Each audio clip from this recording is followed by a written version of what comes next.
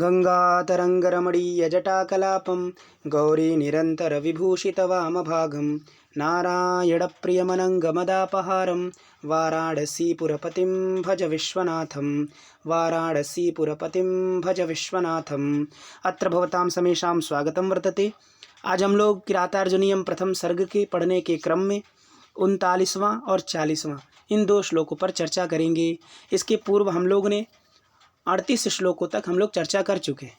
उसमें हमने देखा कि द्रौपदी जो है वह पीछे के श्लोक से है ना, मतलब 38वां श्लोक से युधिष्ठिर को बोलना प्रारंभ कर दिए कि युधिष्ठिर को बोली है ना, उसके पूर्व में भी बोली, मतलब 38 से पहले जो 37 इत्यादि जो श्लोक है उन श्लोकों में भी जो है वह द्रौपदी युधिष्ठिर को क्रोध भड़काने के लिए युधिष्ठिर की अवस्था को बता रही हैं कि महाराज आप पहले कैसे थे और अभी कैसे हो गए हैं। तो पहले कैसे थे और अभी कैसे हो गए, इन दो चीज़ों की तुलना कर रही हैं। तो उन तुलना करने के क्रम में इस श्लोक में भी वह पहले और अब इन दोनों में तुलना करेंगी कि आप पहले कैसे थे और अभी कैसे हो गए।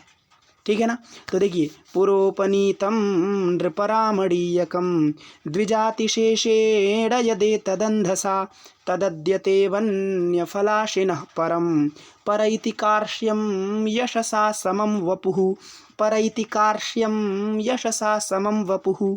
ठीक है, चलिए देखते हैं। संबोधन पहले आया, क्या आया? नृप, हे राजन। नृप मतलब हे राजन, जो नृ माने मनुष्य, प माने जो पालन करता है, उसको नृप कहते हैं। तो जो मनुष्यों के पालन करने वाले हे नृप, हे राजन, है ना, हे नृप मतलब हे राजन। पुरा मतलब पहले, यहाँ पुरा और उपनीतम है, यहाँ पुरा और उपनीतम में अ उ मिलकर के ओ ये गुण हो गया है, तो पुरोपनीतम ये लिख दिया गया है। वैसे क्या है, अगर अलग अलग विच्छेद करें तो क्या होगा? पुरा धन उपनीतम। तो पुरा मतलब पहले, पुरा ये अव्यय है जो प्राचीन इस अर्थ में होता है। तो पहले, पुरा मतलब पहले, तो पुरा मतलब पहले, है ना। संबोधन करके कह रही है कि हे राजन, पुरा मतलब पहले, यत माने जो, यत माने जो, तो यत क्या? यत एतत जो यह, यत माने जो, एतत माने यह। तो पुरा मतलब पहले, यत माने जो, एतत माने यह, तो यह क्या? वपुः। तो पहले जो यह तुम्हारा शरीर है, वह शरीर कैसा था? ये शरीर के बारे में बता रही है ना कि तुम्हारा ये शरीर पहले कैसा था और अभी कैसा हो गया। तो कह रही है पहले जो तुम्हारा, यत माने जो, एतत माने यह, वपुः माने शरीर। ये वपुः नपुंसक लिंग शब्द है ना, वपुः वपुषी वपुंसी वपुः वपुषी वपुंसी वपुषा, है ना, इस तरह रूप चलता है। तो इसके लिए यहाँ एतत शब्द का प्रयोग किया और यत शब्द का प्रयोग किए। यत यत है ना, यत भी नपुंसक लिंग में बनता है, एतत भी नपुंसक लिंग में बनता है और वपुः भी नपुंसक लिंग में बनता है। तो जैसा विशेष वैसा विशेषण, तो इसीलिए यत और तत् का प्रयोग किए। इसके पूर्व श्लोक में यह सह का प्रयोग किए क्योंकि वो पुल्लिंग थे, और यहाँ जो यत और तत् एतत का प्रयोग करें क्यों? क्योंकि वपुः नपुंसक लिंग शब्द है। यही चीज़ विशेष से विशेषण ध्यान देना चाहिए। ठीक है, तो यत माने जो, एतत माने यह, वपुः माने शरीर। तो यह जो तुम्हारा शरीर है, पूरा मतलब पहले, पहले कैसा था? तो रामणीयकम उपनीतम, रमणीयता को प्राप्त था, प्रापितम, उपनीतम माने प्रापितम, प्राप्त किया था, धारण किया था। किस चीज़ को? तो रामणीयकम, बड़ी रमणीयता को धारण किया था, बड़ी सुंदरता को धारण किया था, बहुत चमक रहा था तुम्हारा शरीर पूरा। लेकिन ये सब पहले था, अभी नहीं है। तो कह रही हैं क्या कि यत एतत वपुः, ये जो तुम्हारा शरीर है वह पूरा मतलब पहले रामणीयकम उपनीतम, रमणीयता को प्राप्त किया था, मतलब रमणीयता था, बड़ा रमणीय था, बड़ा सुंदर था, है ना। रामणीयकम कैसा बना? तो रमणीय शब्द है, रमणीय से भावः रामणीयकम, रमणीय का जो भाव है वही रामणीयक है ना, तो उसमें कोई अंतर नहीं है। तो रामणीयकम मतलब रमणीयता को, सुंदरता को, उपनीतम माने प्राप्त किया था, लेकिन ये पहले था, है ना। और क्यों ऐसा था? एक कारण बता रहे हैं क्यों ऐसा था। क्योंकि अंधसा द्विजातिशेषेण अंधसा, द्विज माने होता है ब्राह्मण, द्विज मतलब ब्राह्मण, और अतिशेष माने उससे जो शेष बचा है। क्या शेष बचा है? अंधसा माने अन्न, अंधसा मतलब अन्न होता है, और अंधसा ये तृतीया का है। तो मतलब द्विजातिशेषेण जो अंधसा, ये अंधसा का विशेषण है। द्विजातिशेषेण मतलब ब्राह्मणों को भोजन कराने के पश्चात जो शेष बचा जो अन्न है, ऐसे अन्न के द्वारा रामणीयकम उपनीतम ते ते वपुः, तुम्हारा शरीर, ठीक है ना। तो ब्राह्मणों को भोजन कराने के पश्चात जो अतिशेष बचा, ऐसे अन्न को खाने से जो तुम्हारा यत एतत, यह जो तुम्हारा वपु है, वह वपु रामणीयकम उपनीतम, बड़ी रमणीयता को प्राप्त हुआ था, बड़ा सुंदर दिखता था, वही शरीर इस समय कैसे दिख रहा है, तत् अद्य, वही आज। तत् माने वह, तो यत माने जो, तत् माने वह, यत तदोर नित्य संबंध, यत और तद में नित्य संबंध होता है। तो यत जहाँ भी आएगा वहाँ तत् की आकांक्षा रहेगी, है ना। तो यत आ गया मतलब समझिए तत् आ ही जाएगा। तो यत यहाँ आया मतलब यत जो, तो तत् माने वही। तो यत वपु, जो शरीर पहले बड़ा रमणीय था, तत् माने वही, अद्य माने आज, वही शरीर आज कैसा हो गया है, तो कार्श्यम परैति। कार्श्यम मतलब कृशस्य भावः कार्श्यम, कृश बड़ा दुबला पतला हो गया है, परैति माने प्राप्नोति, तो कार्श्यम प्राप्नोति, बड़ी कार्श्यता को, बड़ी कृशता को प्राप्त हो गया है, बड़ी कार्श्य हो गया है, बहुत दुर्बल हो गया है, बहुत पतला हो गया है, तो वही तुम्हारा शरीर, ठीक है। बात समझ में आई। और क्यों हो गया, पहले तो तुम ब्राह्मणों से बचे, ब्राह्मणों को खिलाने के पश्चात बचा हुआ जो भोजन है ऐसे भोजन करते थे, और आज क्या करते हो, आज वन्य फलाशीनः ते वपुः। तो वन्य फलाशीनः, है ना। तो वन्य मतलब होता है ना, वने भवम वन्यम, वन में होने वाला। तो वन में क्या हो सकता है भाई, तो वन में जो भी होगा भाई, वन में फल हो सकता है ना, वन में सब्जी भी हो सकता है, वन में साग भी हो सकता है, कुछ भी हो सकता है। तो वने भवम वन्यम, ऐसा नहीं, तो वन, अब आगे भी लिख दिए फल, मतलब फल ही खाते थे, बाकी और कुछ नहीं। तो वन्य फल, वन में होने वाला जो फल, तो वन्य फल माने, वन्य माने वन में होने वाला, फल माने फल, तो वन में होने वाला जो फल, अशी माने होता है उसको खाने वाला। तो वन में जो फल, ऐसे फल को खाने वाले ते, वन्य फलाशीनः, ये विशेषण है ते का, ते भी षष्ठी एक वचन, और वन्य फलाशीनः ये भी षष्ठी एक वचन। तो वन में जो फल, ऐसे फल को खाने वाले ते, ऐसे वन को खाने वाले ते माने तुम्हारा, तत्वपुः वही शरीर, ते तत्वपु तुम्हारा वही शरीर, परम यहाँ भी ऊपर बिंदी रहेगा, है ना। तो परम माने बहुत ज़्यादा, परम मतलब बहुत ज़्यादा, हर जगह जहाँ भी परम परम आ रहा है ना, वहाँ अत्यधिक अर्थ में आ रहा है। तो परम माने अत्यधिकम, तो परम विशेषण है किसका, कार्श्यम का। तो थोड़ा मोड़ा पतले तुम थोड़ी हुए हो, परम कार्श्यम परैति, अत्यधिकम कृशताम परैति माने प्राप्नोति, तो बहुत ज़्यादा कृशता को तुम प्राप्त हो गए हो, परम कार्श्यम परैति, बहुत ज़्यादा कृशता को प्राप्त हो गए हो। और तुम्हारा शरीर तो दुबला पतला हुआ है, साथ साथ तुम्हारा यश भी दुबला पतला हो गया है। यशसा समम, समम माने साथ, सह साकम समम सार्धम, ये सब पर्याय शब्द हैं। सह साकम समम सार्धम, ये चार जो शब्द है ना, ये सह के ही पर्यायवाची शब्द हैं, और इनके योग में तृतीया होती है, इसलिए यशसा में तृतीया हो गई, सहयुक्त अप्रधाने। तो ठीक है, तो यशसा समम, तो यश के साथ साथ, देखिए आपका शरीर तो पतला है ही, और साथ साथ में आपका यश भी दुबला पतला हो गया, मतलब आपका यश भी सारा डुबो दिए हो तुम अपना सारा यश डुबो दिए हो। जितना तुम यश कमाए थे, ख्याति प्रसिद्धि कीर्ति तुम कमाए थे, वो सारा कीर्ति तुमने डुबो दिया, मेरा चीर हरण करवा के, अपनी राजलक्ष्मी का अपहरण करवा के, है ना, अपना सारा यश तुमने खो दिया। तो यशसा समम, यश के साथ साथ, यश के साथ साथ, ते तत्वपु तुम्हारा वह शरीर, परम कार्श्यम परैति, बहुत अधिक कृशता को प्राप्त हो गया है। क्यों, क्योंकि वन्य के फल को खाते खाते तुम्हारा शरीर बहुत दुबला पतला हो गया है, जो कि वही शरीर तुम्हारा, यत माने वो, यत माने जो, एतत माने यह जो तुम्हारा शरीर है, वह द्विजातिशेषेण अंधसा, ब्राह्मणों को खिलाने के पश्चात शेष बचे जो भोजन, जो अन्न, ऐसे अन्नों के द्वारा जो तुम्हारा शरीर बड़ा रामणीयकम उपनीतम, पूरा पहले जो बड़ा रामणीयकम उपनीतम, बड़ी रमणीयता को प्राप्त हुआ था, बड़े सुंदर दिखता था, वही शरीर, तत् वही शरीर, अद्य माने आज, वही शरीर आज जो है, परम कार्श्यम परैति, अत्यधिक कृशता को प्राप्त हो गया है, अत्यधिक दुबले पतले हो गए हो, और साथ साथ तुम्हारा यश भी बड़ा दुबला पतला हो गया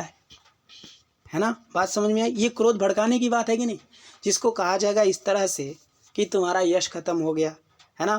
पहले तुम बड़े सुंदर दिखते थे, अभी तुम चिंपैंजी दिखते हो, अभी तुम्हारा कोई मतलब उस तरह का, तुम्हारा पूरा दुबले पतले हो गए हो, तुम्हारा चमड़ी पूरे मोटी हो गई है, पूरे पूरे काले हो गए हो, इत्यादि इत्यादि बहुत बातें बोले होंगे। ये तो बस लिखा गया है, जितना उतना हम समझा रहे, लेकिन और भी भाव हैं, बहुत सारे हैं, ठीक है ना। तो पुरोपनीतम नृपरामणीयकम द्विजातिशेषेण यदे तदंधसा तदद्यते वन्यफलाशिनः परम परैति कार्ष्यम यशसा समम वपुः। चलिए आगे का श्लोक देखते हैं।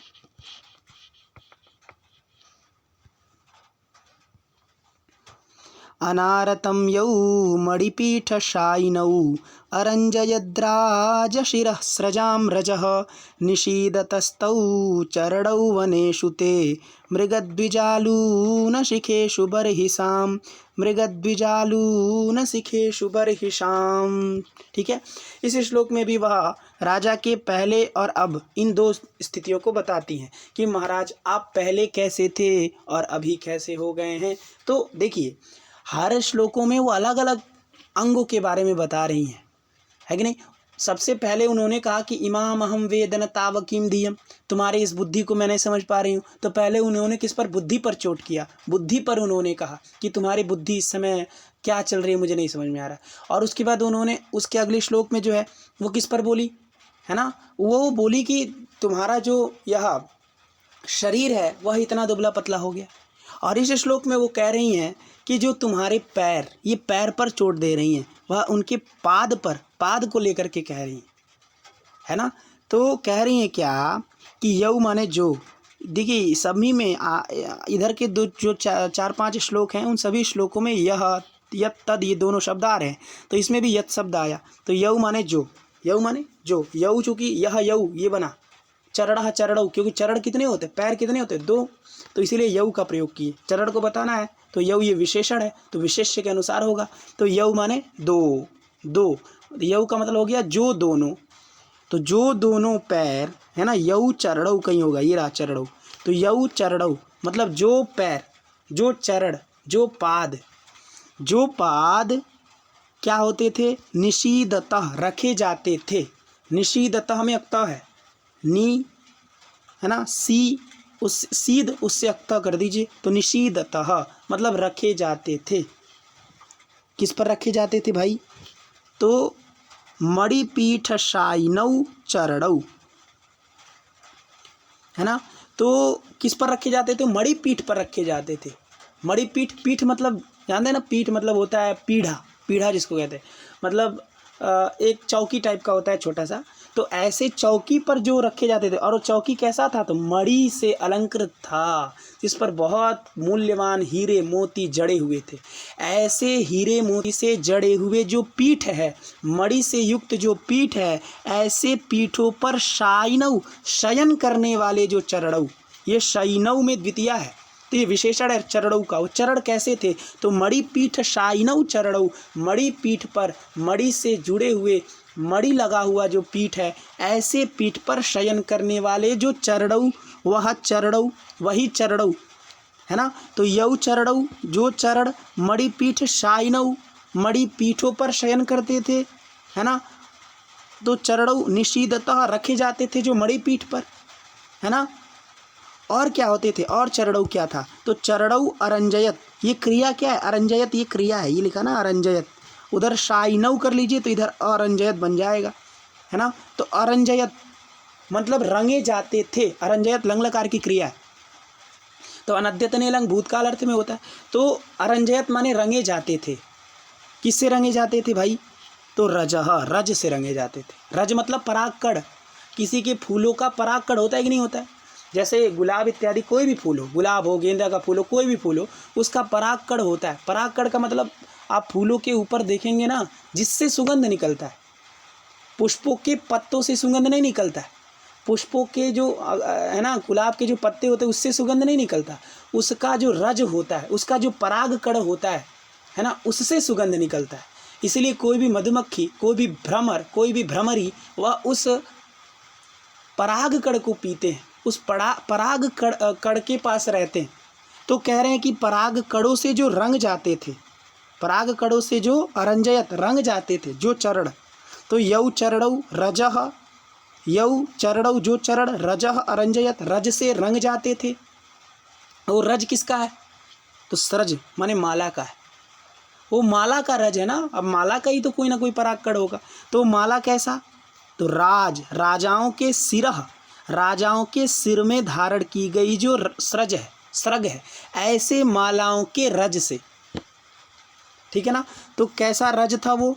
तो रज कैसा था? तो इधर देखिए, ये है ना अरंजयत, तो अरंजयत में जो अरंजयत द्राज लिखा है ना, तो अरंजयत में जो द्रा में जो द है उसको इधर लाइए, तो अरंजयत ये अलग वाक्य हो गया। फिर राज उसमें बचेगा, द्राजा की जगह राजा हो जाएगा। तो क्या हो गया? राज शिरह, राजाओं के शिर से, राजाओं के शिर में जो सरज, राजाओं के शिरह माने सिर में जो सरज, जो माला, सरज माने होता है माला। तो राजाओं के सिर में जो माला है, ऐसे मालाओं का जो रज, ये सृजाम में षष्ठी है। तो राजा के सिर में जो माला, ऐसे माला के रज माने पराग कण से यौ चरणौ अरंजयत, जो चरण रंगे जाते थे। यौ चरणौ अरंजयत माने जो चरण रंगे जाते थे, वही चरण इस समय क्या है? अब देखिए, राजा के माला के पराग कण से कैसे रंगे जाते होंगे?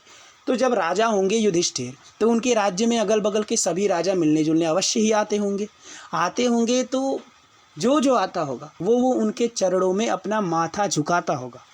तो जब कोई आपके चरण में माथा झुकाए, है ना, और जब वो आएगा तो वो निश्चित रूप से किसी न किसी माला से अलंकृत होगा, अथवा आप भी जब कोई आएगा तो आप स्वागत करेंगे तो माला पहनाएंगे।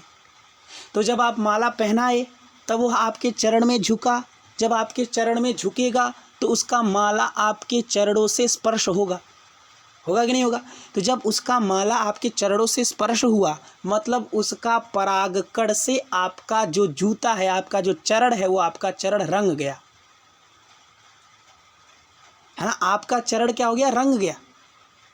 तो आपका चरण कैसे रंगा? तो राजाओं के सिर में धारण की गई जो सरग है, ऐसे मालाओं के पराग कण से जो रंगे जाते थे जो चरण, अरे वही चरण, तौ चरणौ, अरे वही चरण, आज क्या हाल है उस चरण का?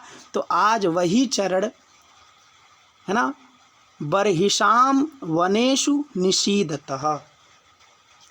बर्हिष माने होता है कुश, है ना। तो बर्हिष मतलब कुश होता है। तो बर्हिषाम षष्ठी बहुवचन, तो बर्हिषाम माने कुशों के, तो कुशों के वनेषु, कुशों के वन में, ये कुशी का वन है ना जिसमें वो लोग रह रहे हैं, तपोवन में।